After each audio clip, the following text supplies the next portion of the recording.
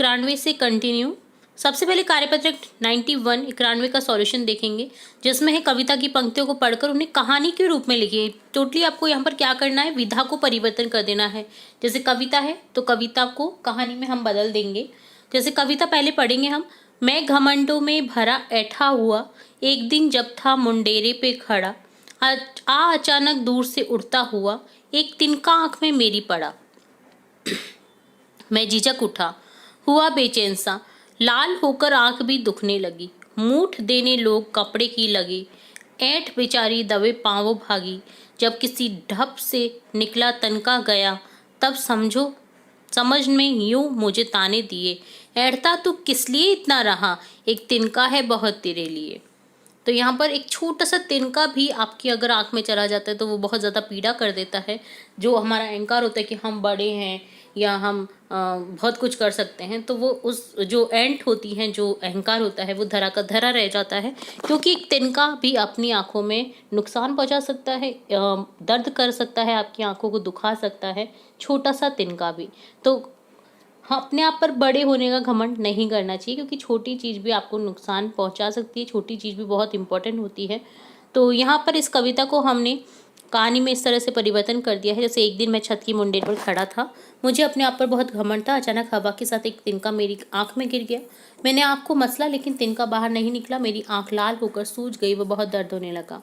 तब मेरे घर के सदस्यों ने कपड़े की मूठ से आंख को सेका, बड़े यत्न से तिनका को बाहर निकाला। मेरी ऐंठ और घमंड भाग गया, क्योंकि मुझे समझ में आ गया था कि मैं कुछ नहीं हूँ, एक छोटे से तिनके ने मेरा घमंड दूर कर दिया। तो इस तरह से आपको कविता को कहानी में परिवर्तित करना था। क्या कभी तुम्हारी आंख में कुछ गिरा है, उसे निकालने के तुमने क्या प्रयत्न किए हैं, वो बताइए। हमारी आंख में एक बार रेत के कण उड़कर चले गए थे, तब हमने पानी की छींटे देकर आंख को साफ किया था। तो ये डन होता है कार्यपत्रक 91। अब देखेंगे कार्यपत्रक 92, जिसमें है एक सूचना। कोटा विश्वविद्यालय, कोटा, महाराव भीम सिंह मार्ग, कबीर सर्किल, कोटा। क्रमांक दे रखा है, पुस्तक मेला सूचना दी गई है, दिनांक दे रखी है। इस विश्वविद्यालय द्वारा RUSA 2.0 योजना के तहत 20 लाख की भारतीय एवं विदेशी पुस्तकों पर कार्य किए जाने हेतु एक पुस्तक मेले का आयोजन विश्वविद्यालय के अकादमिक भवन भूतल पर 11 व 12 फरवरी 2020 को प्रातः 10 से सायं 5 बजे तक किया जा रहा है। इसमें इच्छुक सद्भावी भारतीय तथा विदेशी प्रकाशक, पुस्तक विक्रेता भाग ले सकते हैं। पुस्तक मेले की शर्त एवं नियम विश्वविद्यालय की वेबसाइट www.uok.ac.in पर देखी जा सकती है। कुल सचिव के द्वारा ये सूचना दी गई है। तो यहाँ पर इससे प्रकाशित जो सूचना है, इससे रिलेटेड कुछ क्वेश्चन है जिनके हमको आंसर करने हैं। यह खबर किसके द्वारा प्रकाशित करवाई गई है? कोटा विश्वविद्यालय, कोटा के द्वारा।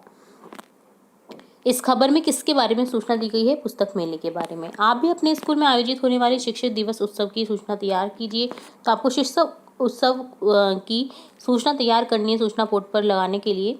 तो देखिए, राज्य उच्च प्राथमिक विद्यालय अजमेर, दिनांक लिख देंगे, क्रमांक लिख देंगे।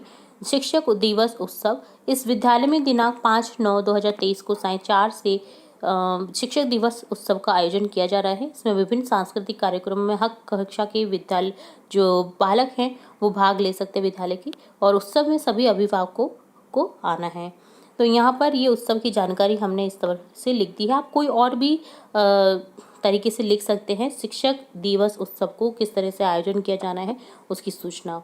तो यहाँ पर हमने देखा किस तरह से पत्रिका या दीवार पत्रिका के लिए सूचना को लिख पाते हैं।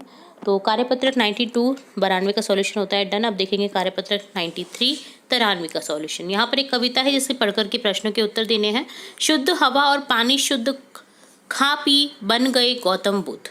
बोल सही प्रेम से रहो, नहीं चाहिए हमको युद्ध, किंतु मिलावट का घी खा हम सब ने यही सीखा। बात बात पर होना क्रुद्ध, बात बात पर करना युद्ध। शुद्ध हवा दो पानी शुद्ध, हम भी बन जाए गौतम बुद्ध। कविता के अनुसार मिलावट का घी खाकर हमने क्या सीखा है? मिलावट का घी खाकर हमने बात बात पर क्रोध करना और लड़ना सीखा है। आपके अनुसार इस कविता का शीर्षक क्या हो सकता है? शुद्धता का महत्व।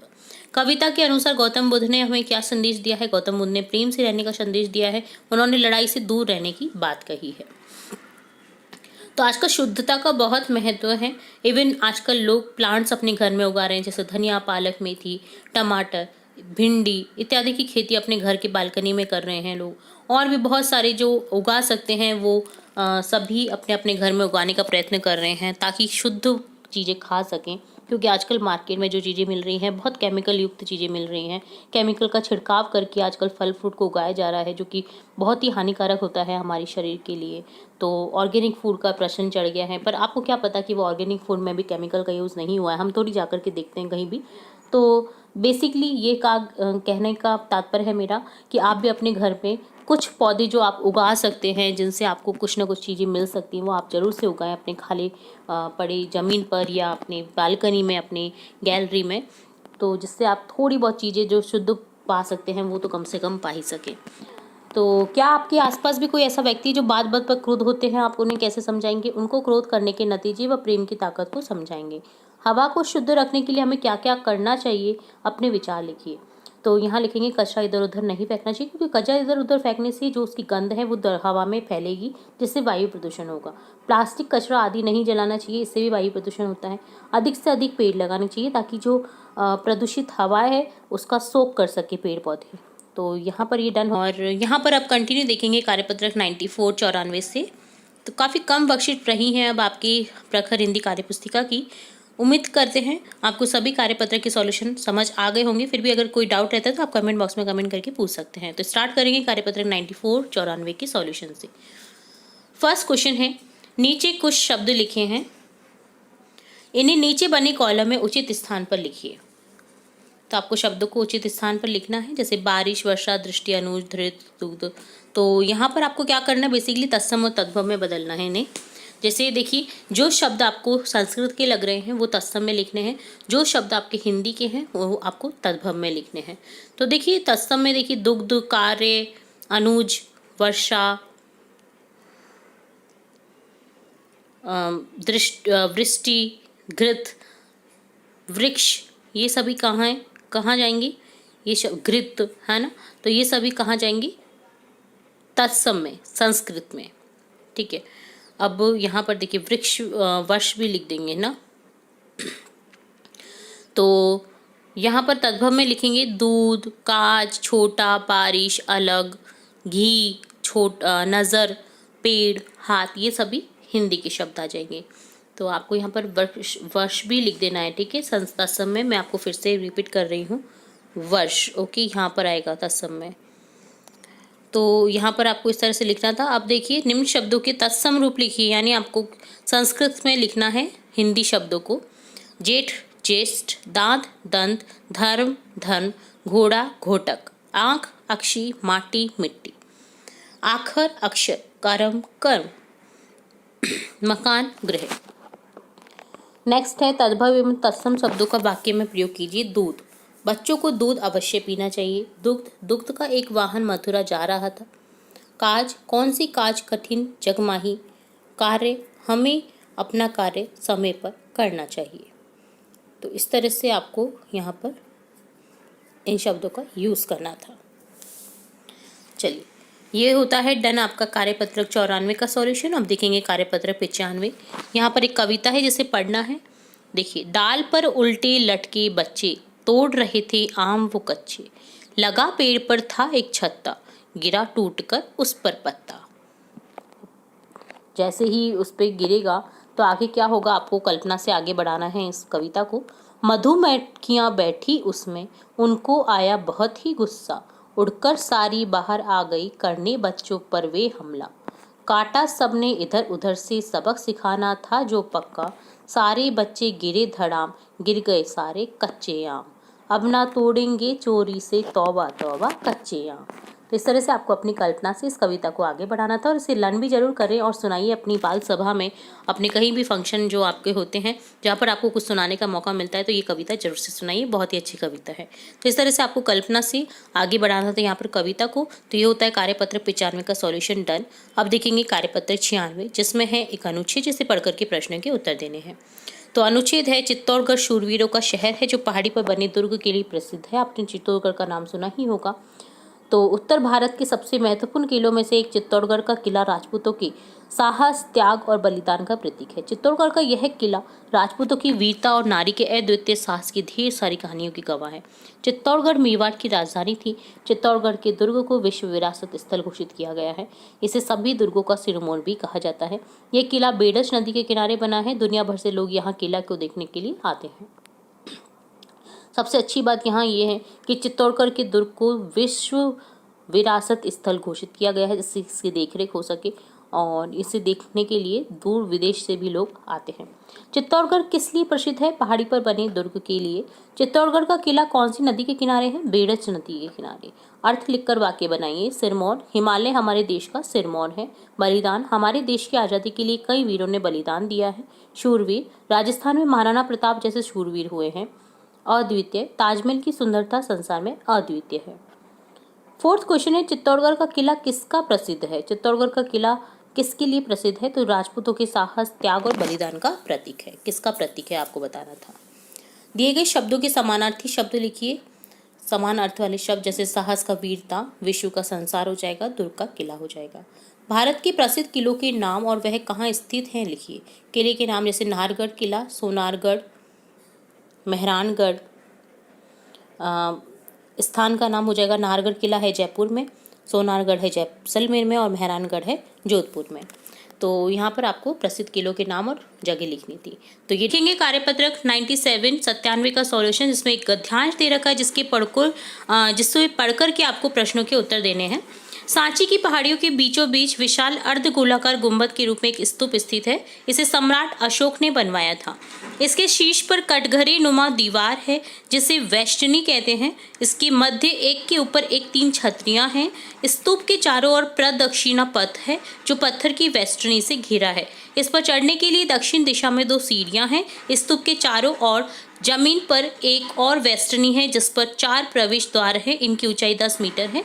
ये प्रवेश द्वार बालू पत्थर से बने हुए हैं। यहाँ महात्मा बुद्ध से संबंधित प्रतीक चिन्ह है। वृक्ष उनके ज्ञान और उनके निर्वाण के प्रतीक हैं। तो यहाँ पर सम्राट अशोक के जो स्तूप है उसके बारे में बताया गया है। अब क्वेश्चन देखेंगे, गद्यांश को पढ़कर के जो क्वेश्चन है यहाँ पर वो आपको उत्तर देने हैं। प्रदक्षिणा पथ पर चढ़ने के लिए किस दिशा में सीढ़ियां हैं? दक्षिण दिशा में। स्तूप के प्रवेश द्वारों की ऊंचाई लगभग कितनी है? 10 मीटर। वृक्ष किसके ज्ञान का प्रतीक है? महात्मा बुद्ध के। दिए गए शब्दों से रिक्त स्थानों की पूर्ति करें। प्रवेश द्वार किससे बने हुए हैं? बलुआ पत्थर से। प्रतीक चिन्ह महात्मा बुद्ध से संबंधित है। स्तूप के चारों ओर जमीन की एक और वेष्टनी है। अगर आप अपने परिवार के साथ दर्शनीय स्थल पर हैं और भीड़ के कारण परिवारजनों से बिछड़ जाते हैं तो आप क्या करेंगे? हम अपने आसपास पुलिस चौकी या दर्शनीय स्थल का कार्यालय देखेंगे, वहां जाएंगे और अपने माता पिता के नाम पते की जानकारी देंगे, फ़ोन नंबर देंगे व सहायता करने को कहेंगे। तो आपको अपने माता पिता का नाम, फ़ोन नंबर जरूर से ध्यान होना चाहिए ताकि आप कहीं भी अगर गुम हो जाते हैं, बिछड़ जाते हैं तो आप उन तक पहुँच सके, आप उन तक कुछ भी जो आपका साधन है उस पर पहुंच सकें। ठीक है, तो यहाँ पर ये डन होता है कार्यपत्रक 97 का सॉल्यूशन। अब देखेंगे कार्यपत्रक 98 जिसमें है एक समाचार पत्र जिसे पढ़ेंगे और प्रश्नों के उत्तर देने हैं, इससे रिलेटेड जो पूछे जाएंगे। बांदीपुर बाघ अभयारण्य में प्रधानमंत्री मोदी। बाघ शेरों के संरक्षण के लिए पीएम ने लॉन्च किया big cats alliance. Mysore Karnataka की ये न्यूज़ है। प्रधानमंत्री नरेंद्र मोदी ने रविवार को international big cats alliance launch किया। इसका उद्देश्य बिग कैट परिवार की 7 प्रमुख प्रजातियों की रक्षा और संरक्षण करना है। प्रोजेक्ट टाइगर के 50 साल पूरे होने पर उन्होंने कहा, भारत में 2022 में 3617 बाघ गिने गए। हम आज़ादी का अमृत महोत्सव मना रहे हैं। ये सहयोगी है कि दुनिया के कुल बाघों की 75% भाग भारत में है। बाघ संरक्षित क्षेत्र 75,000 वर्ग किलोमीटर में फैला है और 10 से 12 साल में देश में बाघों की आबादी 75% बढ़ी है। मोदी बांदीपुर बाघ अभयारण्य भी गए, वहां जीप सफारी की और जैव विविधता की झलक देखी। तो यहाँ क्वेश्चन है, प्रधानमंत्री ने रविवार को क्या लॉन्च किया? Big cats alliance. इस कार्यक्रम को लॉन्च करने का उद्देश्य बाघ जो जैव विविधता है उसे बचाना। भारत 2022 में बाघ गिने गए कितने? 3617।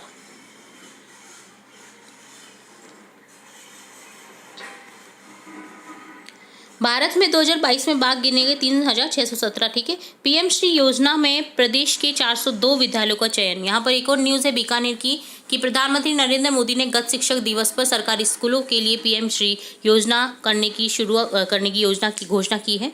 इस योजना में पूरे देश में 14,597 सरकारी विद्यालयों का चयन किया है। इसमें राजस्थान के 402 विद्यालय शामिल हैं। इन सभी स्कूलों में विद्यार्थियों के लिए अत्याधुनिक सुविधाएं जुटाई जाएंगी। देश के स्कूलों को मॉडल स्कूलों का दर्जा देने के लिए 27,360 करोड़ रुपए का बजट भी घोषित किया गया है, स्वीकृत किया गया है। इसमें 60% राशि केंद्र तथा 40% राशि राज्य सरकार वहन करेगी। प्रत्येक स्कूल में 2 से 2.5 करोड़ रुपए खर्च करने का प्रावधान है। इन स्कूल को चयनित करने के लिए नवंबर-दिसंबर में संस्था प्रधानों ने ऑनलाइन आवेदन किए थे। योजना के तहत 2027 तक स्कूल को मॉडल स्कूल बनाया जाएगा, जिसमें बहुत सारी सुविधाएं रहेंगी बच्चों के लिए अत्याधुनिक। पीएम श्री योजना में राजस्थान के विद्यालयों का चयन हुआ है। कितने विद्यालयों का चयन हुआ है? 402 विद्यालय।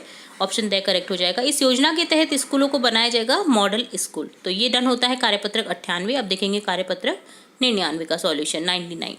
मटकी के बाहर कुछ लोकोक्ति मुहावरे लिखे हैं। मटकी से उनके अर्थ निकाल कर सामने लिखिए। तो मटकी में देखिए कुछ मुहावरे लोकोक्ति हैं, तो उनके अर्थ बताने हैं। जैसे ऊंची दुकान फीके पकवान, अर्थात दिखावा अधिक काम कम।